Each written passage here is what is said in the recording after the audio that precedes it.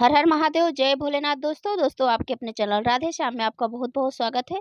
तो दोस्तों, जैसे कि हमने हरितालिका तीज व्रत की पूजा की है और फिर इसके बाद हमें रात्रि को जागरण करना होता है और हम दिया में घी इतना डाले हुए हैं कि हम सुबह ही इसे हटा सकते हैं। तो रात्रि को तो बिल्कुल हटाने का कोई सवाल ही नहीं।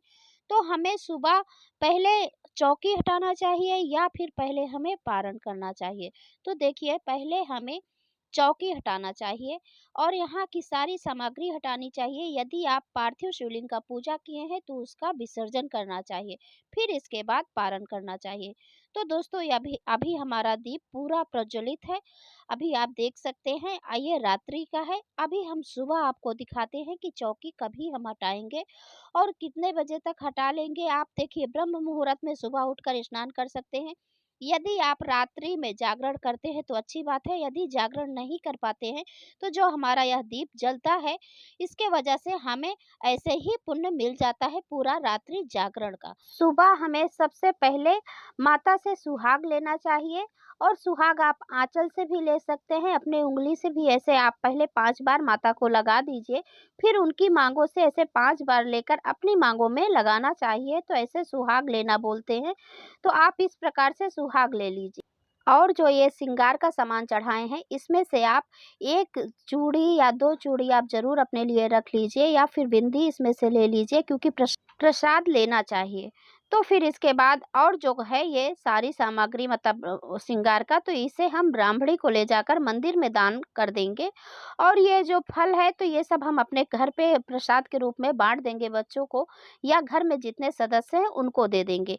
और जो हमने हवन किया है और ये जो फूल पत्ती हम सब चढ़ाए हैं भगवान को, तो ये सब फूल पत्ती हम एक साथ ही विसर्जन कर देंगे।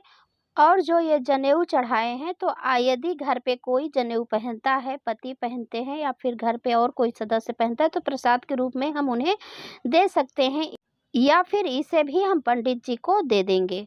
और दोस्तों, ये देखिए हमारा दीपक एकदम ठंडा हो गया है, तो हम वो दीपक हटाएंगे। और जो ये पात्र में हमने अक्षत रखा है, तो इसे हम और मतलब दान की सामग्री और इसमें निकाल देंगे। दान में मतलब सीधा कच्चा सामग्री खाने का जो रहता है, दाल चावल आटा आलू वगैरह सब मिलाकर हम एक सीधा निकाल देंगे, उसे भी पंडित जी को हम ले जाकर दान करके आएंगे। और दोस्तों, फिर इसके बाद ये जो आम के पल्लू हैं और केला के पत्ती हमने मंडप बनाया था, तो ये सभी पत्ती और जो पान है, ये सब फूल पत्ते हैं जितने हैं, सब हम मिलाकर इसे जाकर विसर्जन कर देंगे। और यदि जल में विसर्जन नहीं करने के लिए देंगे ये सब सामग्री, तो आप ज़मीन में भी इसे गड्ढा करके उसमें भी दबा सकते हैं। तो दोस्तों, और ये जो जल है, हमें कलश का जल है, तो इसे हमें किसी पौधे में डाल देना चाहिए, या फिर आप गमले में जो भी पौधा लगाए हैं तो गमले में भी डाल सकते हैं, या फिर नीम या फिर और कहीं भी पौधा है तो आप वहाँ जाकर पेड़ के नीचे भी डाल सकते हैं। और जो इसमें ये चौकी में हमने अष्टदल कमल बनाया है, तो इसे हम छत पर डाल देंगे। चिड़िया चुग लेगी या कबूतर, तो आप छत पर इसे डाल सकते हैं। और जो ये देखिए हमने फूल पत्ती ये सब पहले ही बताया ना कि ये सारी सामग्री हम एक साथ ही ले जाकर जल में विसर्जन करेंगे। और जो दक्षिणा है, तो हम इस दक्षिणा को भी वही सीधा और ये श्रृंगार के सामान के साथ ही वहीं रखकर हम ले जाकर पंडित जी को दान कर देंगे। और ये सब जो हमारा मंडप है, ये सब हम अपनी अपनी अपनी जगह में, चौकी अपनी जगह में रख देंगे जहाँ रखते हैं। और जो हमारे ये प्रतिमा है, तो इसे भी हम अपने मंदिर में ले जाकर स्थापित कर देंगे और फिर वहाँ हम सुबह की पूजा कर सकते हैं। या तो फिर जो लोग 4 पहर की पूजा करते हैं, तो पहले पूजा कर लेते हैं, फिर चौकी वगैरह हटाते हैं। और जो ये श्रीफल हमने चढ़ाया है, तो भगवान को भोग चढ़ाया था, प्रसाद के रूप में चढ़ाया था, तो हम पूरे परिवार में यह प्रसाद खा सकते हैं। और दोस्तों, पारण के समय बहुत से लोग जैसे चना रात को भिगा देते हैं, फिर सुबह वही भीगा चना लिगल कर फिर पारण करते हैं। और बहुत से लोग हैं कि सब्जी पूड़ी, हलवा पूड़ी या कढ़ी चावल जैसे आपके यहाँ होता है, उसी प्रकार से आप पारण कीजिए। और पारण से पहले ये सब का विसर्जन कर दीजिए। और इसमें 3 कहानी सुनने का भी विधान है।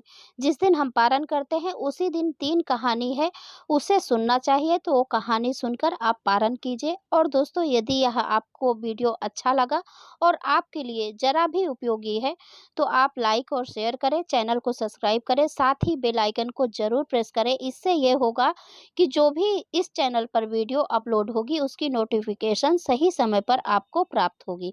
अब मैं मिलती हूँ अगले वीडियो में, तब तक के लिए नमस्कार।